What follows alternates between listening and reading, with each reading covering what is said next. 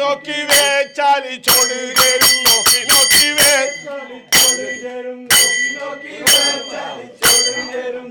നോക്കി ആറാമതാണ് ചൊടുവേഗം ആറാമതാണ് ചൊടുവേഗം ആറാണ്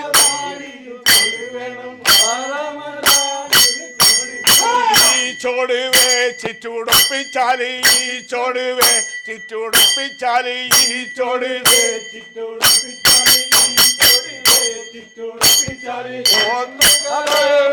ചുടുണ്ടല്ലോ എട്ടാമതില്ലല്ലോ ചുടുണ്ടല്ലോ നമുക്ക് ഇതിന്റെ എട്ടാമതുണ്ട് ചോടി പോലും എട്ടാമതുണ്ട് ചോടി പോലും എട്ടാമതുണ്ട്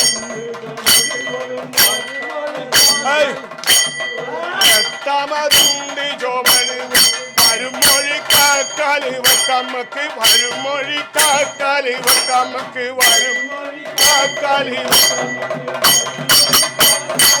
നമുക്ക് നോക്കി നോക്കി വെക്കണം ഭക്തികാരോ നോക്കി നോക്കി വെക്കണം ഭക്തികാരോ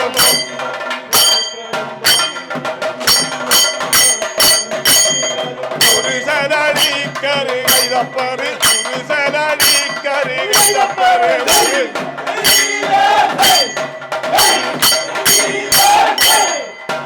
ചോടുവേ ചിറ്റുടുപ്പിച്ചാലി ചോടുവേ ചിറ്റുടുപ്പിച്ചാലി ചോടുവേ ചിറ്റുടുപ്പിച്ചാലി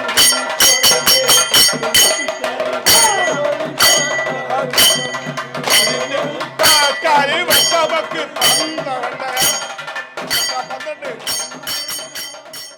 ഒരു തീർത്ഥാടനത്തിൻ്റെ, അന്വേഷണത്തിൻ്റെ, കണ്ടെത്തലിൻ്റെ ഒരു യാത്ര കൂടി ആരംഭിക്കുന്നു. കളരിപ്പയറ്റ് എന്ന അത്ഭുത ശാരീരിക വിദ്യയുടെ കാണാപ്പുറങ്ങൾ തേടിയുള്ള ഒരു യാത്ര. വളപ്പിൽ കരുണൻ ഗുരുക്കളുടെ സവിധത്തിലേക്കാണ് ഞാൻ പരിശീലനം നടത്തുന്ന എൻ്റെ അച്ഛനും ഗുരുവുമായ കടുത്തുരുത്തി EP വാസുദേവ ഗുരുക്കളുടെ കളരിയിൽ നിന്നും എന്നെ അനുധാവനം ചെയ്യാൻ എൻ്റെ പത്നിയും കരുണൻ ഗുരുക്കളുടെ മകളുമായ നിഷയും മക്കൾ ലക്ഷ്മിയും സൂര്യയും കൂടാതെ ശിഷ്യരും ഉണ്ടായിരുന്നു. കളരിയിലെ ഭദ്രദീപം തെളിയിച്ച് ഗുരുസ്മരണയിൽ നിറഞ്ഞ മനസ്സോടെ ഞങ്ങൾ പടിയിറങ്ങി. ഗുരുക്കളുടെ വീട്ടിലെത്തിയപ്പോൾ പുലർവെട്ടം വീണിരുന്നില്ല.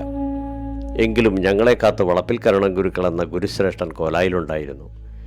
കാലിക്കറ്റ് യൂണിവേഴ്സിറ്റിയിലെ കളരിപ്പയറ്റ് നാടൻ ചികിത്സ എന്ന ഫോക്കുലാർ വിഭാഗത്തിൽ 13 വർഷം ഗസ്റ്റ് അധ്യാപകനായി സേവനം ചെയ്തിരുന്നു ഗുരുക്കൾ. ഫോക്കുലാർ ഫെലോഷിപ്പ്, ഗ്രന്ഥരചനയ്ക്കുള്ള പുരസ്കാരം എന്നിവ ഉൾപ്പെടെ 5 ഫോക്കുലാർ അവാർഡുകൾ അദ്ദേഹത്തെ തേടിയെത്തുകയായിരുന്നു. 4 രാഷ്ട്രപതിമാരിൽ നിന്നും 3 പ്രധാനമന്ത്രിമാരിൽ നിന്നും പാരിതോഷികങ്ങൾ സ്വീകരിക്കുവാൻ ഗുരുക്കൾക്ക് ഭാഗ്യമുണ്ടായി. 56 ദേശക്കളരികൾ നടത്തിയ കരുണൻ ഗുരുക്കളുടെ 30ഓളം ശിഷ്യരെ അദ്ദേഹം ഗുരുപദവിയിലെത്തിച്ചു. അവരോടൊപ്പം ഇന്ത്യയിലുടനീളവും വിദേശത്തും സാംസ്കാരിക വിനിമയ പരിപാടിയുടെ ഭാഗമായി കളരിപ്പയറ്റ്, കോൽക്കളി എന്നിവ അവതരിപ്പിച്ചിട്ടുണ്ട്. 60 വയസ്സിനോട് അടുത്ത് എത്തി നിൽക്കുന്ന ഈ ശിഷ്യരെല്ലാം തന്നെ അദ്ദേഹത്തോടൊപ്പം ഇപ്പോഴും ചേർന്ന് നിൽക്കുന്നു. കുറച്ച് സമയത്തിനുള്ളിൽ അവരിൽ ഏകദേശം എല്ലാവരും തന്നെ അവിടെ എത്തിച്ചേർന്നു. ആഹ്ലാദവാനായ ആ 84-കാരൻ്റെ പിന്നീടുള്ള കളരിപ്പയറ്റിലെ ദ്രുതചലനങ്ങളും പിള്ളതാങ്ങി സമ്പ്രദായത്തിൻ്റെ ഉള്ളിലടങ്ങിയ അടവുകളും ഞങ്ങൾ മനക്കണ്ണാൽ ശരീരത്തിലേക്ക് ഒപ്പിയെടുക്കാൻ ശ്രമിക്കുക മാത്രമായിരുന്നു അവിടെ ചെയ്തത്.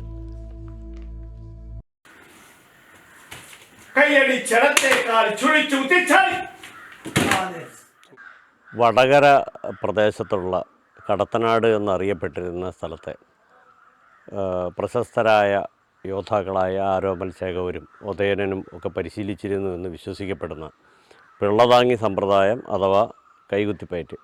അപ്പോൾ ഇതിനെക്കുറിച്ച് ഉള്ള സംശയങ്ങളാണ് നമ്മളിപ്പോൾ ഇവിടെ ചർച്ച ചെയ്യുന്നത്. അപ്പോൾ എന്താണ് ഈ പിള്ളതാങ്ങി രീതി എന്ന് പറയുന്നത്? പിള്ളതാങ്ങി എന്നത് കുറേ വ്യാഖ്യാനങ്ങളും പല ഗുരുക്കന്മാരും പല രീതിയിലും പറയുന്നുണ്ടെങ്കിലും ഞാൻ വിശദീകരിക്കുന്നത് പിള്ളയെ ഒരു 4-5 മാസം 5-6 മാസം പ്രായമായ കുഞ്ഞിനെ എടുക്കുന്ന രീതിയിലുള്ള ഒരു രീതിയുണ്ട്. അത് പിള്ളയെ എടുക്കുന്ന രീതിയിൽ നമുക്ക് ഈ നിലയിൽ നിന്നും പ്രയോഗ പ്രതിരോധ രീതിയിൽ നമ്മളെ ഈ മുദ്ര വലിയ നല്ല ഒരു മുദ്രയാണെന്നും നമ്മുടെ പൂർവികരായവർ കണ്ട് അതിൻ്റെ അടിസ്ഥാനത്തിലാണ് ഈ പിള്ളതാങ്ങി സമ്പ്രദായം. അതായത് എല്ലാ പയറ്റും നമുക്ക് പയറ്റാം. അത് ഈ പിള്ളതാങ്ങി എന്ന മുദ്രയിൽ നിന്ന് വേണം നമ്മൾ കൈ പുറപ്പെടാൻ. അത് വെട്ട് തടുക്കാനായാലും തിരക്കിടില്ല, നമ്മൾ പ്രയോഗിക്കുന്നതായാലും തിരക്കിടില്ല, മാറിൽ നിന്ന് വേണം. അതാണ് പിള്ളതാങ്ങി സമ്പ്രദായം. ഇതിൽ എല്ലാ പയറ്റും, അതായത് കോൽത്താരിയിലായാലും അങ്കത്താരിയിലായാലും എല്ലാം നമ്മൾ മാറിൽ നിന്ന് എടുക്കണം, പ്രയോഗിക്കണം. അതാണ് പിള്ളതാങ്ങി സമ്പ്രദായത്തിൻ്റെ ഏറ്റവും പ്രത്യക്ഷമായും പ്രധാനമായിട്ടുള്ള അടിസ്ഥാനമായിട്ടുള്ള നില എന്നാണ് ഞാൻ വിശ്വസിക്കുന്നത്. ഇതിന് സമ്പ്രദായങ്ങളുണ്ട്, ഒരുപാട് പറയുന്നുണ്ട്. അത് പിന്നെ പല വിശദീകരണങ്ങളുണ്ട്. ഗർഭസ്ഥ ശിശുവിനെ സംരക്ഷിച്ചുകൊണ്ട് ചെയ്യുന്ന പയറ്റ് എന്നും, അതുപോലെ തന്നെ പിന്നെ സ്വന്തം ശരീരത്തെ സംരക്ഷിച്ചുകൊണ്ടുള്ള ഒരു നിലയെന്നും, പിന്നെ ഇതൊക്കെ അതിനുള്ള ഒരുപാട് വ്യാഖ്യാനങ്ങൾ. സ്വന്തം ശരീരത്തെ സംരക്ഷിച്ചുകൊണ്ട് എന്ന് പറഞ്ഞാൽ എല്ലാ ആയോധന മുറകളിലും സ്വന്തം ആയോധന മുറകളുണ്ടെങ്കിലും ഇപ്പോൾ സ്വന്തം പ്രകടമായ രീതിയിൽ നമ്മളൊരു ശത്രുവിനെ നേരിടാൻ പല രീതിയിലുള്ള മുദ്ര സ്വീകരിക്കാറുണ്ട്. അത് ഇത് തന്നെ ആയിക്കൊള്ളണമെന്നില്ല. ഇതിൻ്റെ പ്രത്യേകത എന്താണെന്ന് പറഞ്ഞാൽ ഒരു വിനയം, ഒരു ഭക്തി, ഒരു ആദരവ്, ആചാരം, ഇതൊക്കെ ഈ മുദ്രയിൽ അടങ്ങിയിട്ടുണ്ട്. അതേ അവസരത്തിൽ നമ്മളൊരു ശത്രുവിനെ നേരിടാൻ ഒരു അറ്റാക്ക് ചെയ്ത് ചിലപ്പോൾ നമ്മൾ ഇങ്ങനെ വെക്കും, ഈ ഒരു രീതിയിൽ നിൽക്കുന്നത്. അപ്പോൾ ഇത് പ്രത്യക്ഷമായിട്ടും ഈ നിലയിൽ നിന്നും വ്യത്യസ്തമായ ഒരു ഇതാണ് നില. അല്ലെങ്കിൽ ഇങ്ങനെ കൈ നിർത്തി ഇങ്ങനെ വെക്കും, അല്ലെ ഇങ്ങനെയൊക്കെ നമ്മൾ പല രീതിയിലും നമ്മൾ വെക്കും. പിന്നെ ചില നാടൻ രീതിയിൽ പിന്നെ മൂക്ക് ചൊറിഞ്ഞ് ഇടത്തേക്കൈ ഇങ്ങനെയും വലത്തേക്കൈ മുന്നിൽ വെച്ചിട്ട് മൂക്ക് ചൊറിഞ്ഞ് നിൽക്കുക. ഇതൊക്കെ ഒരുപാട് പ്രയോഗങ്ങൾ അങ്ങോട്ട് ചെയ്യാനും തടവിനും വേണ്ടി ഉപയോഗിക്കാൻ പറ്റുന്ന നിലകളാണ്. ഇത് ആചാരക്കൈൻ്റെ ഭാഗമാണിത്. അതിൻ്റെ പുസ്തകത്തിൽ ഇതിൽ പറഞ്ഞിട്ട് നമ്മളതുണ്ട്. അത് ഭക്തിയുടെ ആദരവിൻ്റെ ഒരു മുദ്രയാണ് ഈ നില. ശത്രുവിനെ ബഹുമാനിക്കുക എന്നുള്ളത്. അതിൻ്റെ അടിസ്ഥാനപരമായി തന്നെ ഇതിൽ കൈതൊഴുത് മാറിന് പിടിക്കുക. അത് ഇതുമായിട്ട് വലിയ വ്യത്യാസമില്ല. കൈതൊഴുത് മാറിന് പിടിക്കുക എന്നുള്ളത് പ്രത്യക്ഷമായി ഏത് പെട്ടെന്ന് മരിച്ചു പോകുന്ന ക്ഷിപ്രപ്രാണഹരം എന്നൊക്കെ പറയുന്ന മർമ്മസ്ഥാനങ്ങളെ മറച്ചുകൊണ്ടുള്ള നിലയാണ് ഇത്. ഇതിൽ കൂടി തന്നെ നമ്മൾ അതിൻ്റേതായ രീതിയിൽ അമർന്നാൽ നാഭിക്കും രക്ഷയാണ് ഈ നിൽപ്പ്. കൈതൊഴുതു മാറിന് പിടിക്കുക എന്ന് പറഞ്ഞാൽ വിനയവും അല്ലായി. അപ്പോൾ നമ്മൾ ശത്രുവിൽ എന്താ ഒരു ദയ കാണിക്കും. ശത്രുവിൽ നമ്മൾ ആ പ്രത്യക്ഷമായ ഒരു രീതിയിലുള്ള ഒരു മുദ്രയല്ലാത്തത് കൊണ്ട് ശത്രു പറയും നമ്മൾ തൊഴുതു നിൽക്കുന്നതല്ലേ, ഒരു സംഘടന ഒഴിവാക്കാം. അങ്ങനെയൊക്കെ ഇതിന് ഈ മുദ്രക്ക് പ്രത്യേകതയുണ്ട്. പിന്നെ പിള്ള താങ്ങി എന്ന് പറഞ്ഞത് കൈകുത്തിപ്പയറ്റുമായിട്ട് ബന്ധപ്പെടുത്തുമ്പോൾ കൈ നിലത്ത് അടിച്ച് അവിടുന്ന് ഊർജം സ്വീകരിച്ച് പ്രയോഗിക്കുന്നത് തീർച്ചയായിട്ടും. കൂടാതെ ഈ കൈകുത്തിപ്പയറ്റ് എന്ന് പറയുന്നതിൽ മറ്റെന്തെല്ലാം പ്രത്യേകതകളാണ് പറയാൻ പറ്റുക? പറയാൻ പറ്റുന്നത് അത് കുറച്ചധികം നമ്മൾ പിന്നെ പറയേണ്ടതുണ്ട്. ഈ മനുഷ്യൻ എന്ന് പറയുന്നത് ശരിക്കും 96 അങ്കുലം നീളത്തിൽ അതിൻ്റേതായ ശരീരഘടനയും ഇതൊക്കെ താങ്ങി നിർത്തുന്നത് കേവലം ഒരു 6 അങ്കുലം നീളത്തിലും 3.5 അങ്കുലം വീതിയിലുമുള്ള കാൽപാദത്തിലാണ്. അത് തന്നെയും ഭൂമിയുടെ ഗുരുത്വാകർഷണത്തെ നമ്മൾ ഏത് സമയവും നേരിട്ടുകൊണ്ട് ആണ് നമ്മൾ നിൽക്കുന്നത് പോലും. എന്ന് പറഞ്ഞാൽ ചെറിയൊരു പാദത്തിൽ കുത്തനെയുള്ള നിൽക്കുന്നത് ജീവി മനുഷ്യൻ മാത്രമാണല്ലോ.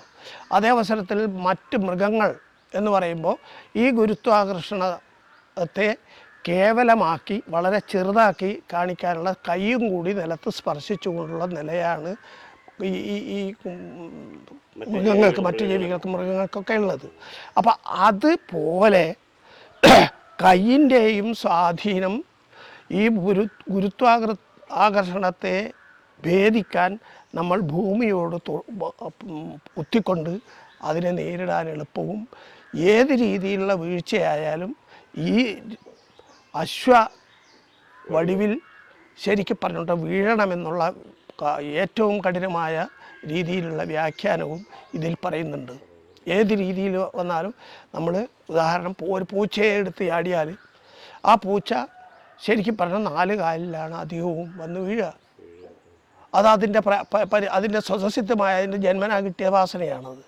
അപ്പോൾ അതുപോലെ നമ്മളും അതിന് തയ്യാറായി നിൽക്കുന്ന ഒരു സമ്പ്രദായമാണ് കൈകുത്തിപ്പയറ്റിൽ കൂടി നമ്മളെ പഠിക്കുന്നത്. ഈ ഗുരുത്വാകർഷണ ബലത്തിനെതിരെ എന്ന് പറഞ്ഞാൽ വീഴ്ചയെ ലഘൂകരിക്കുക. അതെ, അത് സ്വായത്തമാക്കുകയും ഉപയോഗിക്കുകയും ചെയ്യുക.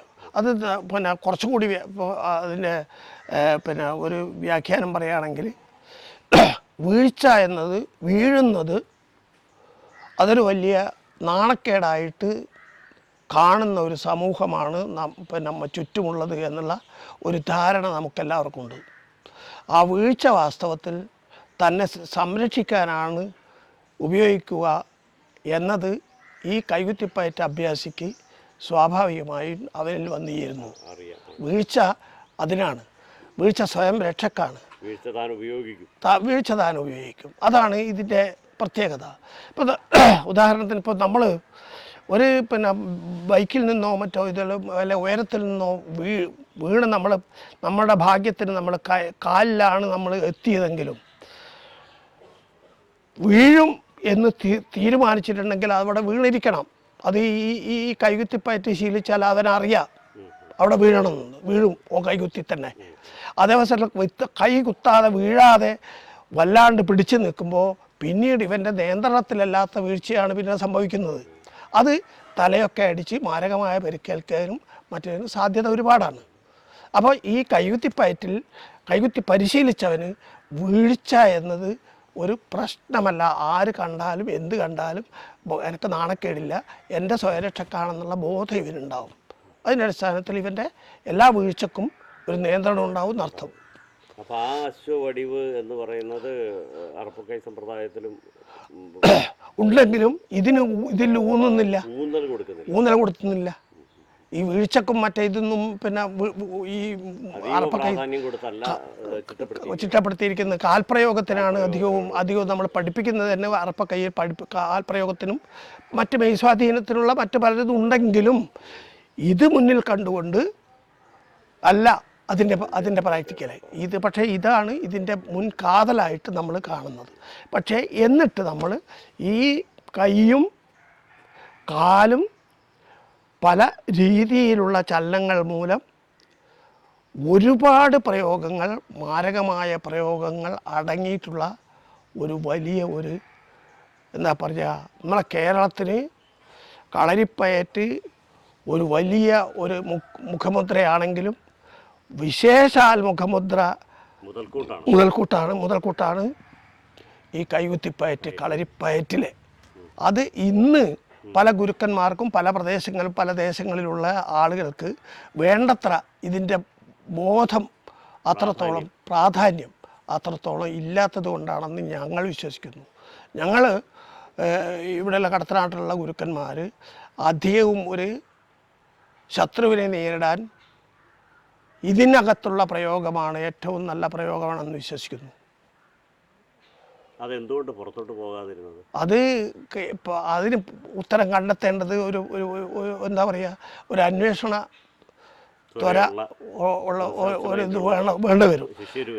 തീർച്ചയായിട്ടും വേണ്ട വരും. അതെന്തുകൊണ്ട് ഈ കടത്തനാട്ടിൽ മാത്രം, അതും ചില കളരികളിൽ മാത്രം ഒതുങ്ങി നിന്നു എന്നതൊരു പഠന വിഷയമാക്കേണ്ട വിഷയമാണത്. അത് ഞാൻ വിചാരിക്കുന്നത് ഒരു ഗുരുവിൽ നിന്നും, പ്രത്യേകിച്ച് കടത്തനാട്ടിലുള്ള ഒരു ഗുരുവിൽ നിന്നും, ഭാഷ തീർത്തും കടത്തനാടൻ ഭാഷയാണ് ഇതിനുപയോഗിക്കുന്ന ഭാഷ.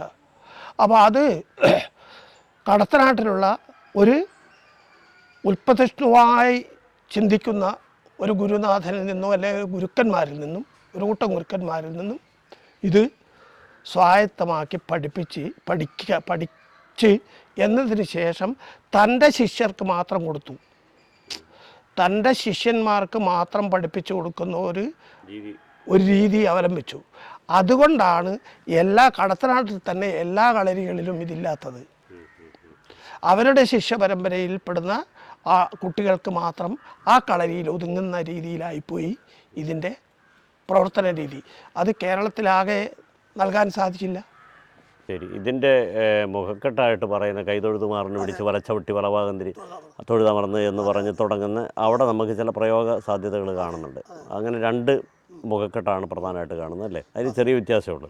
പക്ഷേ അതിൽ ബാക്കി അങ്ങോട്ട് നോക്കിയാൽ ഒരു 6ാമത്തെ പയറ്റ് വരെ എല്ലാം ഒരു സാധാരണ പറപ്പ് കൈയിലും ഒക്കെ ഉള്ളതുപോലെ വ്യായാമവും ചില പ്രയോഗങ്ങളും വളരെ കുറച്ച് പ്രയോഗങ്ങളും മാത്രം അടങ്ങിയ ഒരു ഒരു ഒരു ചങ്ങലയായിട്ടാണ് തോന്നുക.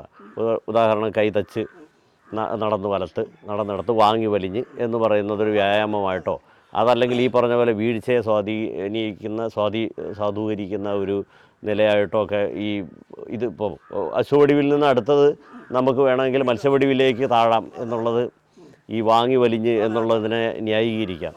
അതല്ലാതെ ഈ വേറെ 6ാമത്തെ പയറ്റ് കഴിഞ്ഞ് എന്ത് പയറ്റാണുള്ളത് ഇതിൽ ആദ്യം തന്നെ ഈ 5 പയറ്റ് വരെയും എന്നൊക്കെ പറയുന്നത് വാസ്തവത്തിൽ പ്രയോഗ സാധ്യതകൾ ഒരുപാടുള്ളതാണ്. ഈ മനസ്സിലാക്കാത്തതും ഈ നടന്ന് വലത്ത് നടന്നിടത്ത് എന്നൊക്കെ പറയുന്നത് ഒരുപാട് പ്രയോഗ സാധ്യതകൾ അതിന് നമ്മൾ കൽപ്പിക്കണം. അത് വേണ്ടത്ര ആദ്യത്തെ ഈ പഠന രീതി അതായിരുന്നു എന്ന് ചിന്തിക്കുന്ന ആദ്യം ഈ പഠന രീതി എന്ന് പറഞ്ഞാൽ വെറുതെ നിലത്ത് അത് ഈ പറഞ്ഞ ലക്ഷ്യം വെച്ച് മാത്രമാണ്. അതിൻ്റെ അകത്തുള്ള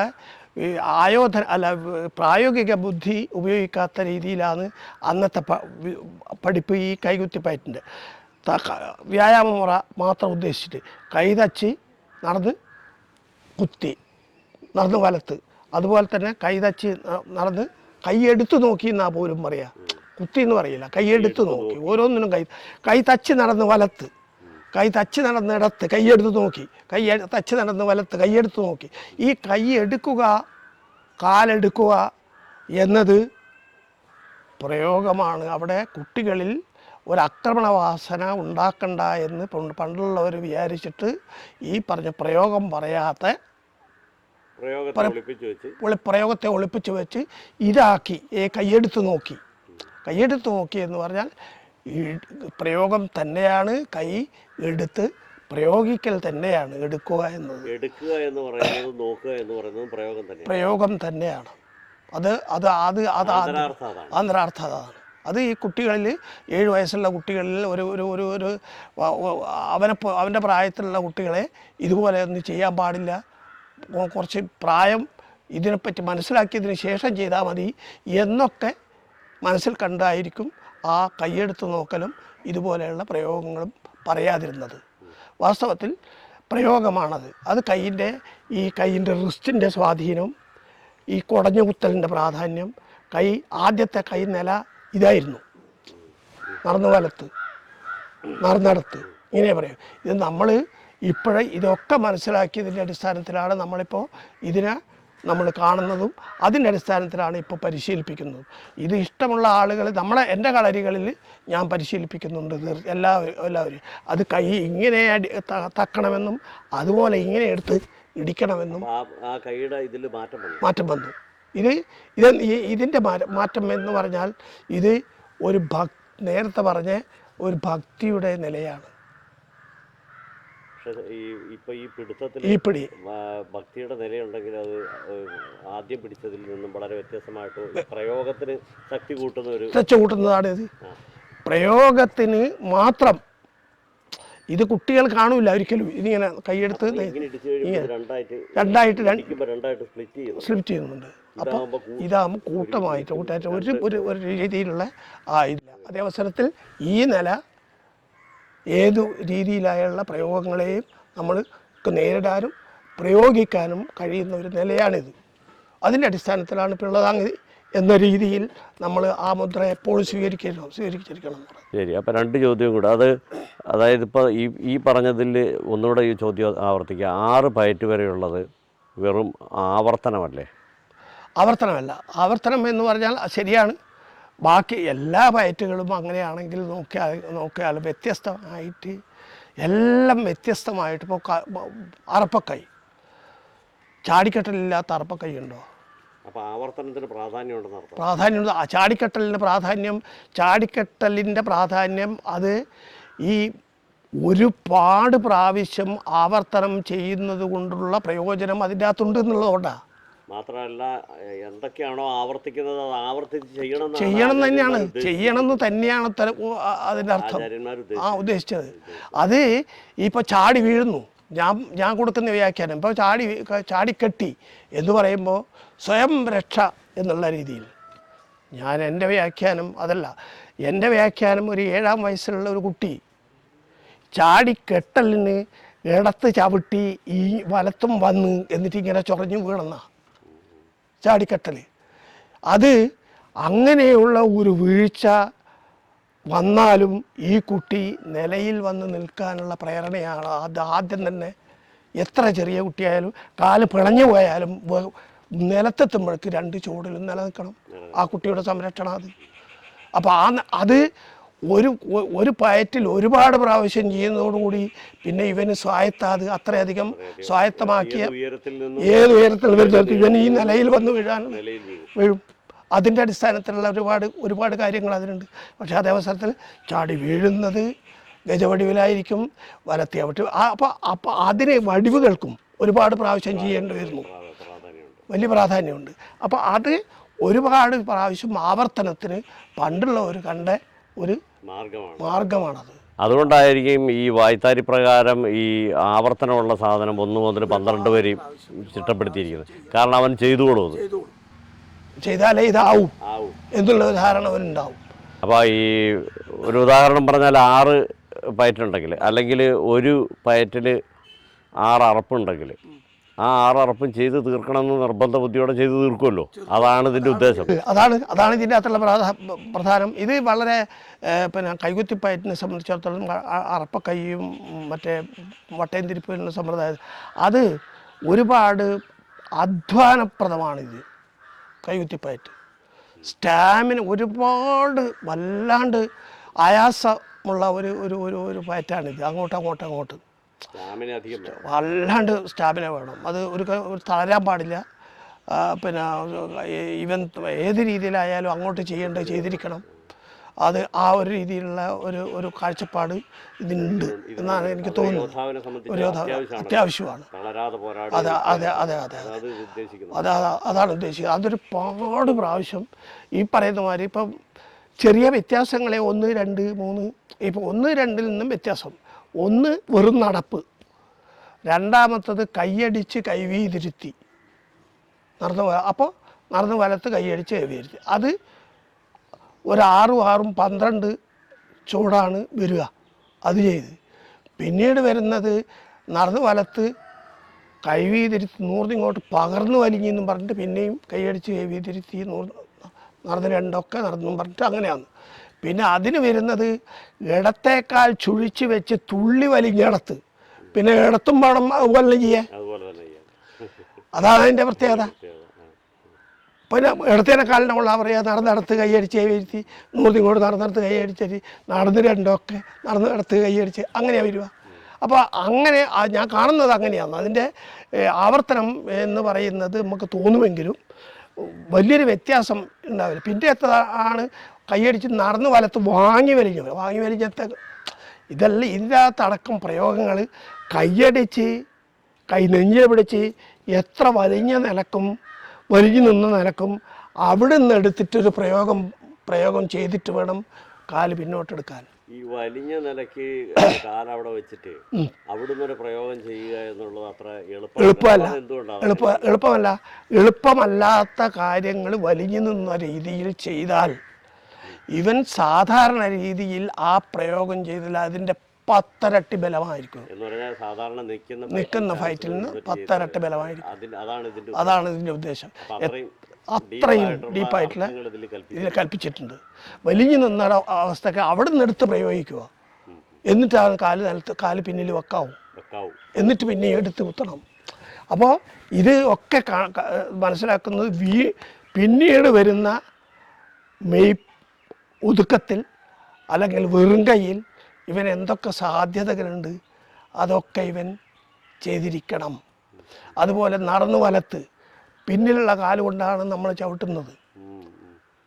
പിന്നെ അത് സാധാരണ നിലയിൽ നിന്നും നമ്മൾ നിൽക്കുന്ന നിലയിൽ നിന്നും വലത്തേക്കാല് പിന്നിലാക്കിയിട്ട് ഒരു ചവിട്ട് നമ്മൾ കൊടുക്കാനുള്ള സന്ദർഭമുണ്ടായാൽ ഏറ്റവും അധികം ശക്തിയോടുകൂടി തന്നെ നമുക്ക് ആ പ്രയോഗം നമുക്ക് നടത്താൻ പറ്റും, സാധ്യത ഉണ്ട്.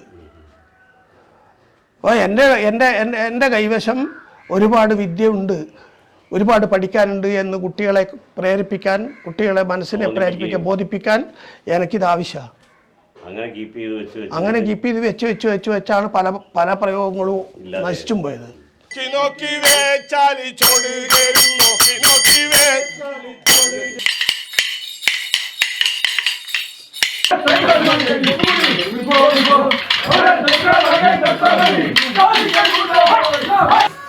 കോൽക്കളിയുടെ ഗുണങ്ങൾ സ്വായത്തമാക്കിയാൽ കളരിപ്പയറ്റ് ആയോധന വിദ്യകൾക്ക് പ്രാധാന്യം നന്നായിട്ട് ചേരുമെന്നും ആ കുട്ടികളിൽ വേഗം ഇത് ഒത്തിണങ്ങുമെന്നും ദ്രോണർ കണ്ടുപിടിച്ച് കൗരവ പാണ്ഡവാദികളെ ആദ്യം കോൽക്കളിയായിരുന്നു അകംപുറം നിന്ന് പഠിപ്പിച്ചിരുന്നു.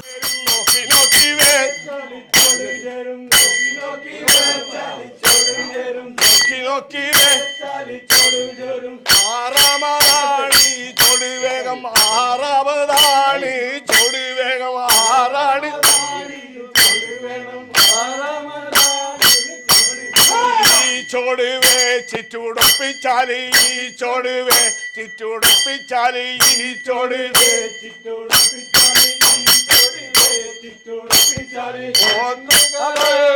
ചൂടുണ്ടല്ലോ എട്ടാമതില്ലല്ലോ ചൂടുണ്ടല്ലോ നമുക്ക് ഇതിന്റെ എട്ടാമതുണ്ട് ചോടി പോലും എട്ടാമതുണ്ട് ചോടി പോലും